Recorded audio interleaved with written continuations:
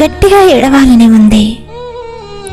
ఎంత గట్టిగా ఏడవాలని ఉందంటే నా మనసులో బాధ మొత్తం తరిగిపోయేంత గట్టిగా, నువ్వు నా పక్కన లేవు అని అందరికీ తెలిసేంత గట్టిగా, ప్రపంచం మొత్తం నాకు తోడుగా ఉన్నా నేనెప్పుడు ఒంటరినే అని అందరికీ అర్థమయ్యేంత గట్టిగా ఏడవాలని ఉంది.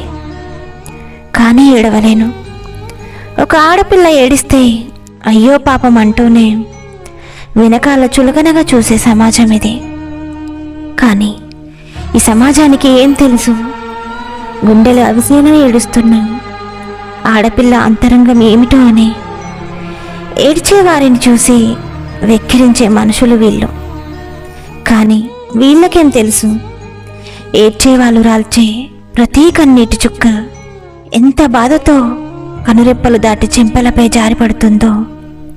ఇప్పటికీ చాలామంది ఒంటరిగానే ఏడుస్తున్నారు అంటే వాళ్ళని పలకరించే వాళ్ళు ఎవరూ లేక కాదు, వాళ్ళ మనసులోని బాధను అర్థం చేసుకునే వాళ్ళు ఎవరూ లేక, వాళ్ళ బాధను చెప్తే ఎవరూ వినేవాళ్ళు లేక, వాళ్ళు ఏడిస్తే చూసి నవ్వుకునే వాళ్ళే గనక అందుకే ఒంటరిగా కూర్చొని ఏడుస్తున్నారు, ఒంటరిగానే బాధపడుతున్నారు.